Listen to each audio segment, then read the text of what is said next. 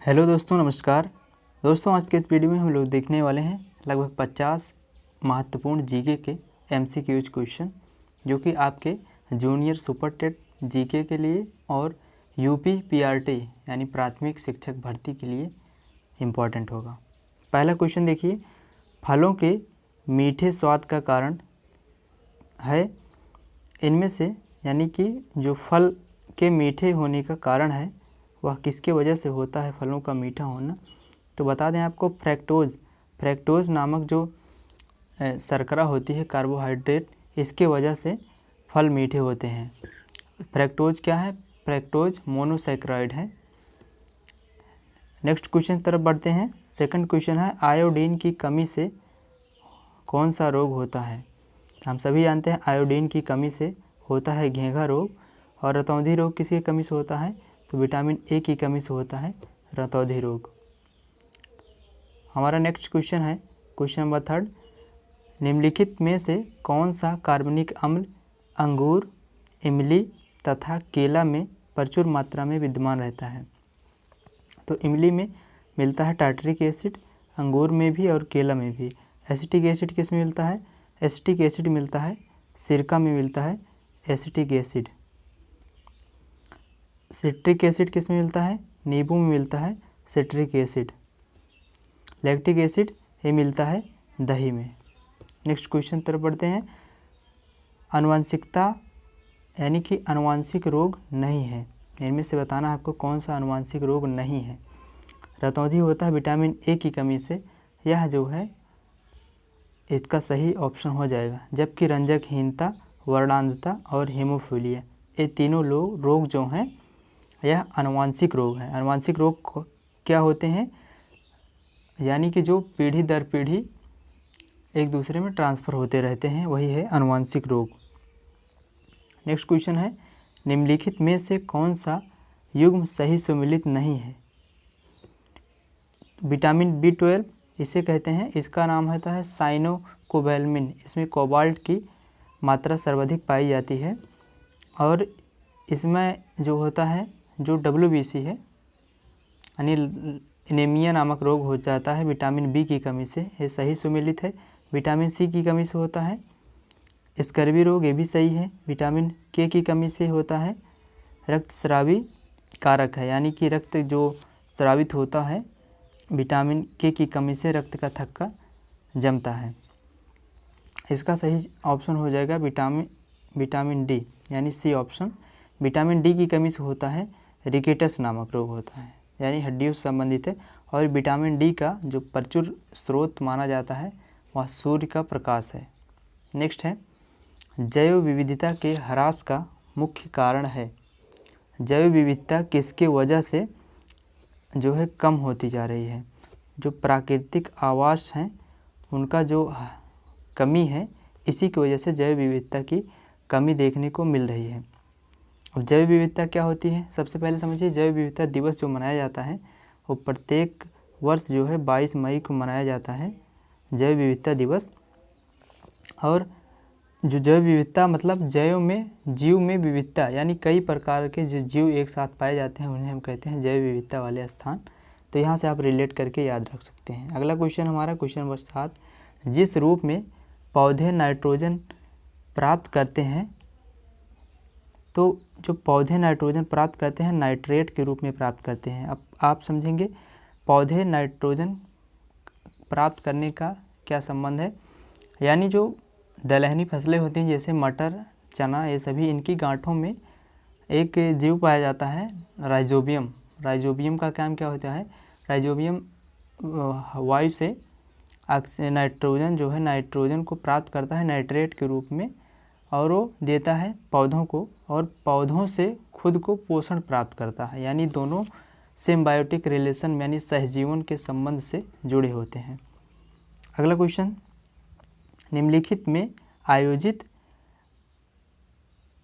London में आयोजित निम्नलिखित गोलमेज सम्मेलनों में से किसमें महात्मा गांधी जी उपस्थित थे? सबसे पहले समझिए गोलमेज सम्मेलन कुल 3 सम्मेलन हुआ था, जो कि कहाँ हुआ था? लंदन में हुआ था। पहला हुआ था 1930 में, पहला हुआ था 1930 में और दूसरा हुआ था 1931 में, तीसरा हुआ था 1932 में। तो दूसरे वाले जो गोलमेज सम्मेलन हुआ था 1931 में, इसमें महात्मा गांधी ने अंग्रेज जो कांग्रेस भारतीय राष्ट्रीय कांग्रेस था संगठन, उसके तरफ से एकमात्र प्रतिनिधि के रूप में गए थे। और पूछा जाता है क्वेश्चन में कि कौन से ऐसे व्यक्ति थे जो तीनों गोलमेज सम्मेलन में सम्मिलित हुए भारत की तरफ से, तो डॉक्टर BR अम्बेडकर जी हैं जिन्होंने तीनों गोलमेज सम्मेलन में भाग लिया था। क्वेश्चन नंबर 11 है, निम्नलिखित में से कौन, क्वेश्चन नंबर 9 है, निम्नलिखित अखिल भारतीय किसान सभा के संस्थापक कौन थे? तो स्वामी सहजानंद सरस्वती थे जो कि अखिल भारतीय किसान सभा के संस्थापक थे। नेक्स्ट क्वेश्चन हमारा, निम्नलिखित में से किसे भारत में स्थानीय स्वायत्त शासन का जनक माना जाता है? इंपॉर्टेंट क्वेश्चन है, किसे माना जाता है? तो लॉर्ड रिपन को जो भारत में स्थानीय स्वायत्त शासन का जनक माना जाता है।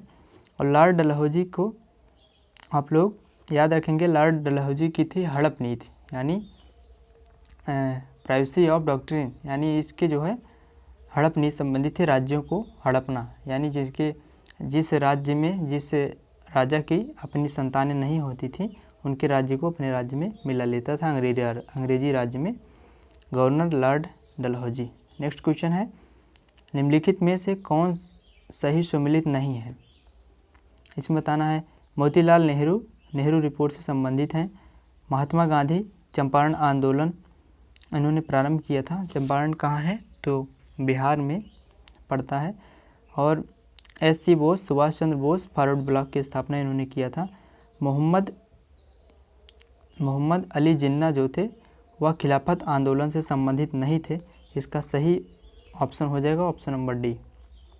आगे बढ़ते हैं, भारतीय राष्ट्रीय कांग्रेस के पहले अध्यक्ष कौन थे? तो सबसे पहले समझते हैं भारतीय राष्ट्रीय कांग्रेस की स्थापना किसने किया था? तो A.O. ह्यूम ने इसकी स्थापना किया था, जो कि ब्रिटिश रिटायर्ड ऑफिसर थे। 1885 में 1885 में इसकी स्थापना हुई थी।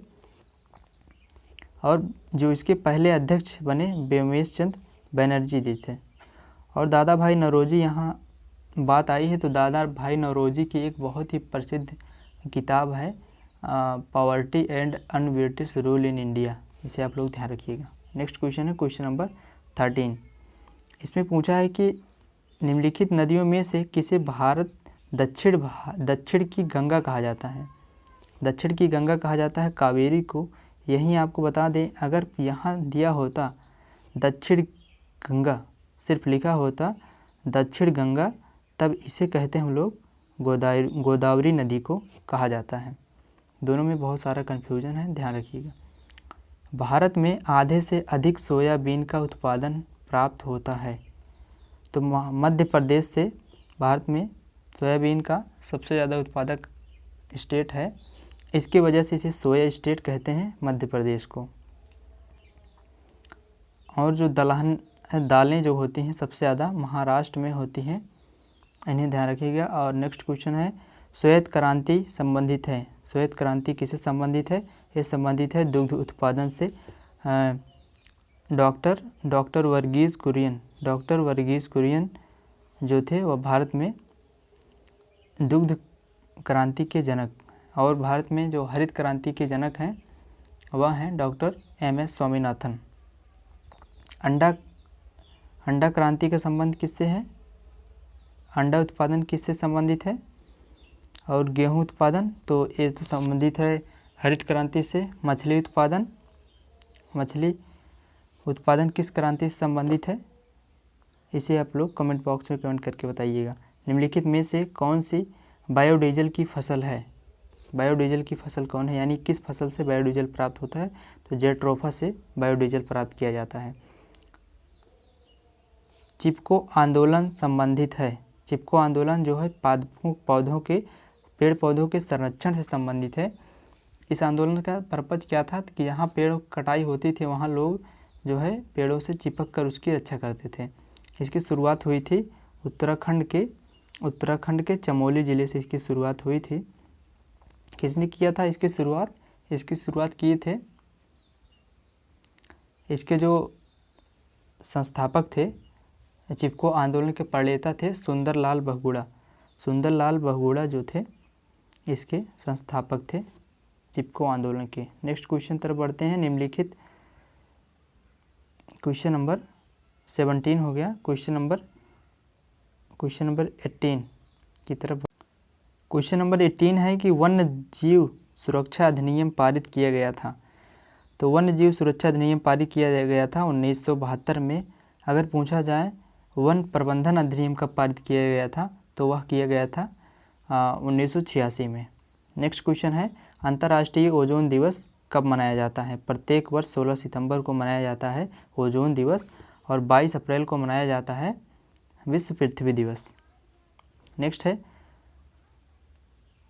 निम्नलिखित में से ऊर्जा स्रोतों में से कौन सा पर्यावरण को स्वच्छ रखने के लिए सर्वोत्तम है? यानी जो सौर सेल का उपयोग है, यानी नवीकरणीय ऊर्जा का स्रोत है सौर सेल, इसके द्वारा पर्यावरण को नुकसान नहीं पहुंचता है, तो इसलिए पर्यावरण को स्वच्छ रखा जा सकता है, यानी कि इसका सही जवाब हो जाएगा सौर सेल।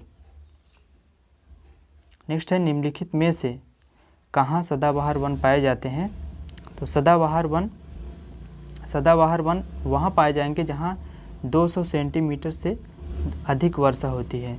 ऐसा होता है भारत के पश्चिमी घाट पर, यानी कि इसका सही जवाब हो जाएगा C option is the right answer. Next है पर्यावरण में ग्रीन हाउस प्रभाव में वृद्धि होती है। पर्यावरण में ग्रीन हाउस प्रभाव में यानी ग्लोबल वार्मिंग में किसके कारण वृद्धि होती है? तो सबसे ज़्यादा जो वृद्धि होती है कार्बन डाइऑक्साइड, यानी इसका रासायनिक फार्मूला CO2 कार्बन डाइऑक्साइड के कारण जो है ग्रीन हाउस प्रभाव में वृद्धि होती है। नेक्स्ट क्वेश्चन है भारतीय संविधान की किस अनुसूची में राज्यों एवं संघ राज्यों का उल्लेख मिलता है? तो अनुसूची पहली में बताया गया है राज्यों, भारत में 28 राज्य और 9 यूटी यानी यूनियन टेरिटरी संघ राज्य प्रदेशों के बारे में बताया गया है। 8वीं में है राजभाषा से संबंधित है, और जो दूसरी में बताया गया है जो कि भारत में वेतन से संबंधित है, यानी किसके कितने वेतन हैं। नेक्स्ट है क्वेश्चन नंबर 24 भारतीय संविधान की 11वीं अनुसूची किससे संबंधित है? तो अनुसूची 11 संबंधित है पंचायती राज से, और भाग 9 और अनुसूची 11 संबंधित है। अगर पूछे आपसे अनुसूची 12 किससे संबंधित है? तो नगर पालिका से संबंधित है। अनुसूची 12 नगर पालिका से संबंधित है। इन सारी बातों को ध्यान रखिएगा। अगर पूछा जाए कुल कितनी अनुसूची हैं, तो कुल 12 अनुसूची हैं वर्तमान में भारतीय संविधान में। मूल संविधान में कितनी अनुसूची थी? तो मूल संविधान में कुल अनुसूचियों की संख्या थी 8। आगे बढ़ते हैं। क्वेश्चन नंबर 25 देखिए, सूचना का अधिकार के संबंध में निम्नलिखित कथनों में से कौन सा सही है? तो सूचना का अधिकार किस प्रकार का अधिकार है? तो यह एक नैतिक अधिकार है सूचना का अधिकार। नेक्स्ट है भारतीय संविधान का अनुच्छेद 40 जो है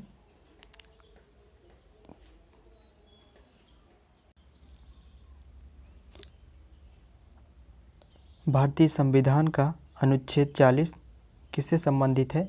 यह संबंधित है ग्राम पंचायतों का गठन, यानी कि अनुच्छेद 40 में बताया गया है कि ग्राम पंचायतों का गठन अनुच्छेद 40 संबंधित है। नेक्स्ट क्वेश्चन नंबर 27 निम्नलिखित में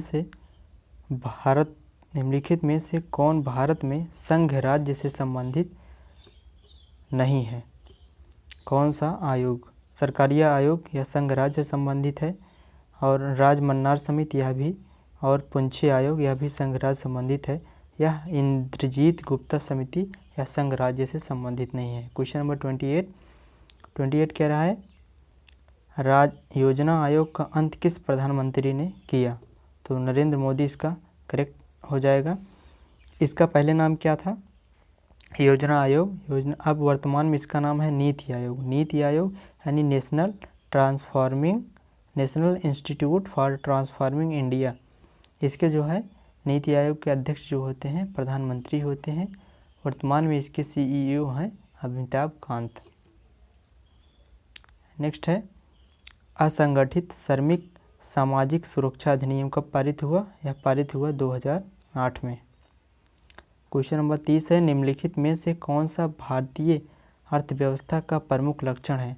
भारतीय अर्थव्यवस्था किस प्रकार की है? इसमें मिश्रित अर्थव्यवस्था है, यानी कि इसमें सार्वजनिक और व्यक्तिगत यानी जो पूंजीवादी व्यवस्था है दोनों को सम्मिलित रूप से रखा गया है, यानी कि इस प्रकार से हो जाएगा मिश्रित अर्थव्यवस्था। क्वेश्चन नंबर 31 जनगणना 2011 के अनुसार निम्नलिखित राज्यों में से किस राज्य में पुरुष और महिला साक्षरता दर में अंतर है? यानी पुरुष और महिला साक्षरता दर में अंतर किस में है? तो उत्तर प्रदेश में जो पुरुषों और महिलाओं की साक्षरता दर का अंतर जो है सर्वाधिक देखने को मिलता है। जबकि पूछा जाए कि सबसे अधिक साक्षरता कहाँ है, तो केरल में है, और सबसे कम किस राज्य में है, तो वह है बिहार में। नेक्स्ट है राष्ट्रीय मतदाता दिवस कब मनाया जाता है? तो प्रत्येक वर्ष 25 जनवरी को मनाया जाता है मतदाता दिवस, क्योंकि 25 जनवरी 1950 को भारतीय निर्वाचन आयोग का गठन हुआ था। इसकी वजह से 25 जनवरी को प्रतिवर्ष मनाते हैं। कौन सूफी संत महबूब ए इलाही कहलाता था?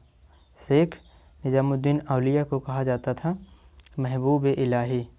नेक्स्ट है जलियांवाला बाग नरसंहार पर कांग्रेस जांच समिति की रिपोर्ट के प्रारूप लिखने का काम सौंपा गया था महात्मा गांधी को। जलियांवाला बाग नरसंहार कब हुआ था? ये हुआ था, पहली बात समझिए, पंजाब के अमृतसर में है जलियांवाला बाग। एक घटना हुई थी 13 अप्रैल 1919 को यह घटना हुई थी। और इसके बाद इस घटना के बाद जो है जो भारत के रविंद्रनाथ टैगोर जी थे, इनको नाइटहुड की उपाधि मिली थी अंग्रेज़ों द्वारा, इसे इन्होंने त्याग दिया था। नेक्स्ट है इंडियन ओपिनियन पत्रिका के संपादक कौन थे? तो मनसुख लाल नज़र जी थे, जिन्होंने इंडियन ओपिनियन पत्रिका का संपादक थे। क्वेश्चन नंबर 36 है 28 फरवरी 2021 को 78वां ग्लोबल पुरस्कार वितरण समारोह में सर्वश्रेष्ठ मोशन फिल्म यानी ड्रामा का पुरस्कार किस फिल्म को प्रदान किया गया? तो नो मैडलैंड को यह दिया गया। अगला क्वेश्चन नंबर 37 है हाल ही में सतत विकास लक्ष्यों यानी SDG पर चौथा दक्षिण एशियाई फोरम 2020 वीडियो कॉन्फ्रेंस के माध्यम से कब संपन्न हुआ? यह संपन्न हुआ 2-3 दिसंबर 2020 को। नेक्स्ट है क्वेश्चन नंबर 38 15 दिसंबर 2020 को संयुक्त राष्ट्र विकास कार्यक्रम UNDP द्वारा मानव विकास सूचकांक में भारत को कौन सा स्थान प्राप्त हुआ है? 131वां स्थान, जबकि टॉप किया है नॉर्वे ने। नेक्स्ट है 39 निम्नलिखित 29 जनवरी 2021 को केंद्रीय वित्त एवं कॉर्पोरेट कार्य मंत्री निर्मला सीतारमण ने संसद में आर्थिक समीक्षा 2020-21 पेश की। इसके अनुसार वित्त वर्ष 2021-22 की जो GDP दर है वह कितनी रहेगी? यह रहने का अनुमान है 11%। क्वेश्चन नंबर 40 9 फरवरी 2021 को भारत ने किस देश में लालंदर सहतूत बांध के निर्माण के लिए समझौता किया? यह किया है अफगानिस्तान के साथ। यानी कि लालंदर या सहतूत बांध या फिर सलमा बांध, इनका संबंध किससे है? तो यह है अफगानिस्तान से। 41 देखिए 2 फरवरी 2021 को संपूर्ण विश्व में विश्व आर्द्रभूमि दिवस मनाया गया। इसकी थीम क्या थी? वेटलैंड्स एंड वाटर, अर्थात इसका ए ऑप्शन बिल्कुल सही हो जाएगा, आर्द्रभूमि और जल। एक क्वेश्चन और है, बाकी सभी जो है रीजनिंग के हैं। Question number 50। 16 फरवरी 2021 को प्रधानमंत्री नरेंद्र मोदी ने वीडियो कॉन्फ्रेंस के माध्यम से कहां पर महाराजा सुहेलदेव स्मारक और चितौरा झील के विकास कार्यों के लिए शिलान्यास किया? यह किया है बहराइच जिला यूपी में किया है, जो कि मोस्ट इम्पॉर्टेंट है। थैंक यू सो मच, मिलते हैं नेक्स्ट वीडियो में।